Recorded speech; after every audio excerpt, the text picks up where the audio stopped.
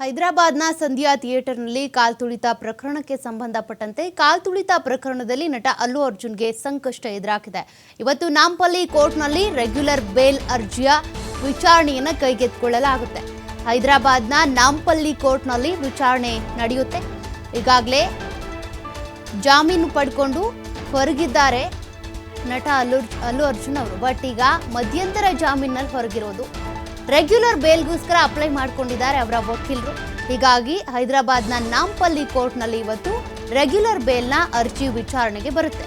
1 ತಿಂಗಳ ನಂತರ ಮಧ್ಯಂತರ ಜಾಮೀನು ಪಡೆದಿರುವಂಥ ನಟ ಅಲ್ಲು ಅರ್ಜುನ್ ಅಂದರೆ 1 ತಿಂಗಳ ಕಾಲ ಈ ಒಂದು ಮಧ್ಯಂತರ ಜಾಮೀನಿನ ಅವಧಿ ಇರುತ್ತೆ.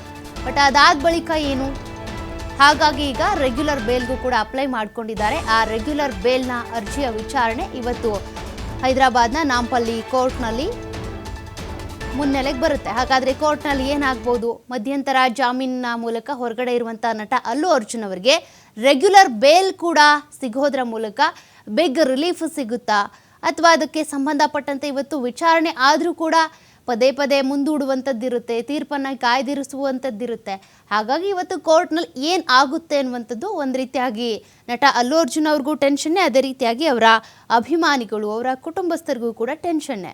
ಹೈದರಾಬಾದ್ನ ಸಂಧ್ಯಾ ಥಿಯೇಟರ್ನಲ್ಲಿ ಪುಷ್ಪ 2 ಮೂವಿ ಪ್ರೀಮಿಯರ್ ಶೋ ನೋಡೋದಕ್ಕೆ ಅಂತ ಬಂದಿದ್ದಂಥ ಮಹಿಳೆ ರೇವತಿ ಅನ್ನುವಂಥ ಮಹಿಳೆ ಕಾಲ್ತುಳಿತಕ್ಕೆ ಒಳಗಾಗಿ ಸಾವನ್ನಪ್ಪಿರೋದು. ಆಕೆಯ ಮಗ ಕೂಡ ಗಂಭೀರವಾಗಿ ಗಾಯಗೊಂಡಿದ್ದ, ಚಿಕಿತ್ಸೆ ಪಡ್ಕೊಂಡಿದ್ದಾನೆ.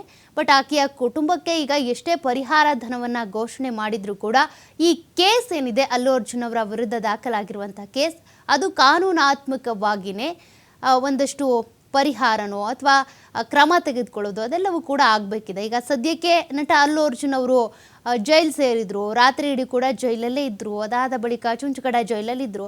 ಅದಾದ ಬಳಿಕ ಮಾರನೇ ದಿನ ರಾತ್ರಿ ರಿಲೀಸ್ ಆಗಿ ಬಂದರು, ಅದು ಮಧ್ಯಂತರ ಜಾಮೀನಿನ ಮೂಲಕ. ಬಟ್ ಈಗ ರೆಗ್ಯುಲರ್ ಬೇಲ್ ಅಂತ ಸಿಗಬೇಕಲ್ಲ, ಹಾಗಾಗಿ ಅದಕ್ಕೆ ಸಂಬಂಧಪಟ್ಟಂಥ ಅರ್ಜಿಯ ವಿಚಾರಣೆ ಇವತ್ತು ನಾಂಪಲ್ಲಿ ಕೋರ್ಟ್ನಲ್ಲಿ ನಡೆಯುತ್ತೆ.